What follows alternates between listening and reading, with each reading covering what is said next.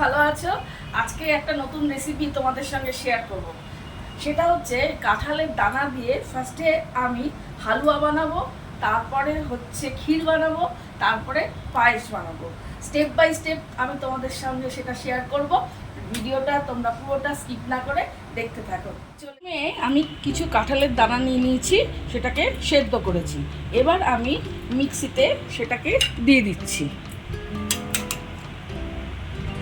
Grind করার জন্য। এর মধ্যে একটু দুধ দিচ্ছি। দুধটা আমি একটু ঘন করেই করেছিলাম আগের থেকে জাল দিয়ে। সামান্য একটু জলও অ্যাড করছি। এবার আমি গ্রাইন্ড করে নেব। দানাটা আমার গ্রাইন্ড হয়ে গেছে, এবার আমি ঢেলে নিচ্ছি।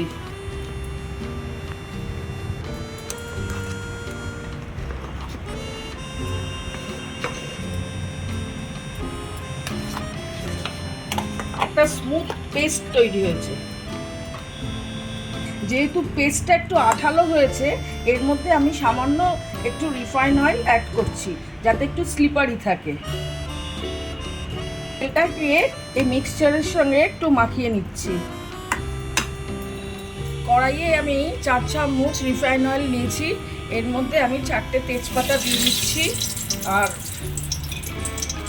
5টা মতন এলাচি ভেঙে দিলাম, আর লবঙ্গ 4টে মতন দিয়ে দিলাম। এলাচি, তেজপাতা আর লবঙ্গ একটু ভাজা ভাজা হয়ে গেছে। গ্যাসের ফ্লেমটাকে একটু মিডিয়াম করে নিলাম। এবার এর মধ্যে আমি এই কাঁঠালের দানা বাটাগুলো দিয়ে দিচ্ছি।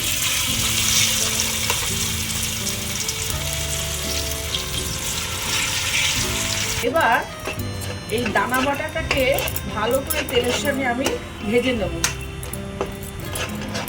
যে আঠালো ভাবটা থাকছে এটা একটু যেন স্লিপারি হয়।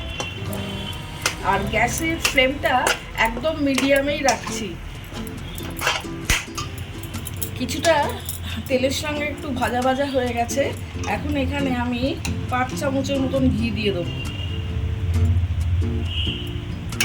বড় চামচের।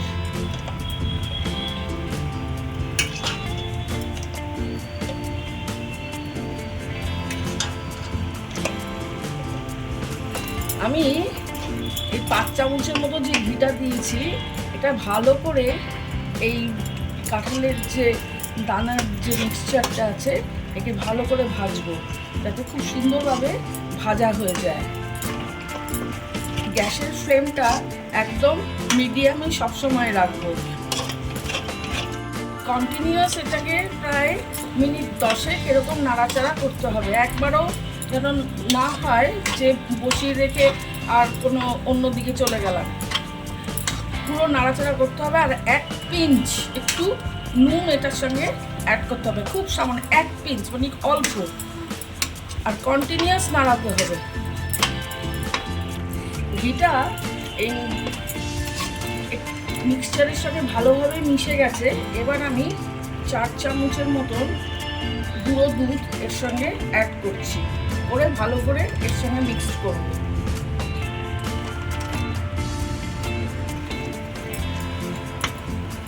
এর মধ্যে একটু কনডেন্স মিল্কও আমি দিয়ে দিচ্ছি অল্প পরিমাণে। দুধ দিয়েছি, কনডেন্স মিল্ক দিয়েছি। এবার ভালো করে নাড়াচাড়া করছি। নাড়াচাড়াটা সবচেয়ে প্রয়োজন, কেননা নাহলে এটা এই কড়াইয়ের গায়ে লেগে যাওয়ার সম্ভাবনা থাকে। তাই সবসময় হাতটা চালাতেই হবে। এর সঙ্গে আমি 4 চামচ চিনি অ্যাড করছি, করে ভালো করে চিনিটা এর সঙ্গে মিক্সড করে দিচ্ছি। আমার এখানে আর একটু চিনি লাগবে বলে আরও এরকম 4 চামচের মতন আমি এর সঙ্গে আরও অ্যাড করছি।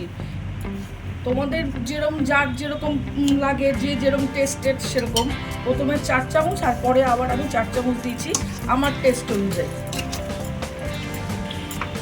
চিনিটা বেশ ভালোভাবেই এর সঙ্গে মিশে গেছে।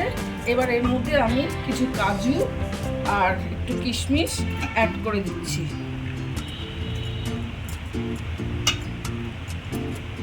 এই কাঁঠালের দানা দিয়ে যে হালুয়া আমার তৈরি হয়ে গেছে। বেশ ভালো গন্ধ ছাড়ছে আর খুব ভালো ভাজাও হয়েছে। এটা সবসময় আমি বলেছি যে মিডিয়াম ফ্লেমে রাখতে হবে, নালে আটকে যাবে কড়াইয়ের সঙ্গে। ব্যাস আমার এটা রেডি হয়ে গেছে। আমি এটার থেকে কিছুটা অংশ তুলে রাখছি। এটা হলো হালুয়া। এবার এই অংশ দিয়ে কিছুটা ক্ষীর করব আর কিছুটা পায়েস করব। গ্যাসের ফ্লেম একদম মিডিয়ামে রাখছি। হালুয়া তৈরি হয়ে গেছে, ওটা তো হয়ে গেছে। এবার যে অংশটা রয়েছে একে দিয়ে ক্ষীরটা বানাবো। এই ক্ষীরটা বানাতে গেলে যেরমভাবে হালুয়াটা বানিয়েছি সেই পর্যন্ত তো স্টেপ বাই স্টেপ হয়েছে। এবার এর সঙ্গে আমি দুটো বড় চামচের মানে এরকম দুধ অ্যাড করবো। এই দুধটা কিন্তু একটু ঘন টাইপের, কারণ আমি আগের থেকে একটু দুধটাকে ঘন করে রেখেছিলাম। এবার ভালো করে এর সঙ্গে মিশাবো। দুধটা এর সঙ্গে ভালো করে মিশছে, আর দুধটাকে একটু ঘন করার জন্য 1 চামচের মতন আমি গুঁড়ো দুধ অ্যাড করে দিচ্ছি, বড় চামচের 1 চামচ। এটার হাফ অংশটা আমি পায়েসের জন্য রাখবো, আর এই অংশটা এটা ক্ষীর হয়েছে এর সঙ্গে একটু কাজু কিশমিশ অ্যাড করে দিচ্ছি। কাজুটা একটু বেশি, কিশমিশটা একটু কম। ক্ষীর আমার রেডি হয়ে গেছে। এবার ক্ষীরটাকে কিছু অংশ আমি তুলে নিচ্ছি।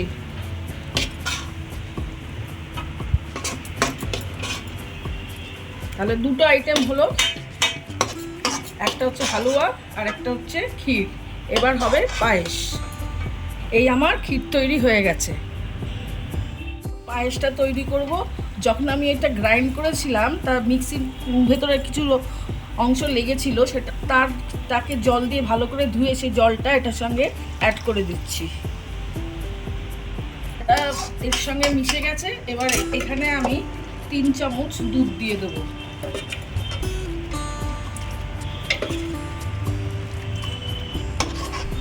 দুধ দিয়ে ভালো করে একে একটু জাল দেবো। পায়েস আমার রেডি হয়ে গেছে। দুধ ভালো করে এর সঙ্গে মিশে গেছে। এর মধ্যে আমি একটু কাজু দিয়ে দিলাম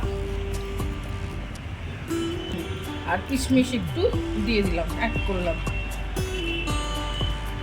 এবার একটু ঠান্ডা হলে আমি নামিয়ে দেবো। পায়েসটা তৈরি হয়ে গেছে। এবার আমি সার্ভিং বাউলে রেখে দিচ্ছি।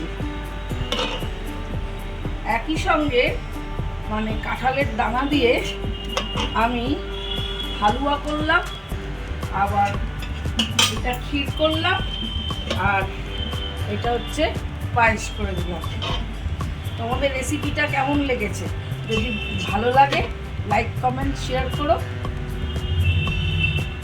কাঁঠালের দানা দিয়ে আমার হালুয়া তৈরি, এটা হচ্ছে ক্ষীর তৈরি, আর এটা হচ্ছে পায়েস তৈরি। সব কিছু একদম রেডি। রেসিপিটা তোমাদের কেমন লেগেছে? এটা সম্পূর্ণ আমার নিজস্ব রেসিপি। একটা আইটেম দিয়ে মানে কাঁঠালের দানা দিয়ে আমি 3টে আইটেম তৈরি করেছি। আর এইটা তোমরাও বাড়িতে ট্রাই করতে পারো। যদি তোমাদের ভালো লাগে তাহলে আমাকে লাইক কমেন্ট শেয়ার তো করবেই, তারপরে আমাকে কমেন্টও করবে, ভালো লাগলেও করবে, খারাপ লাগলেও করবে।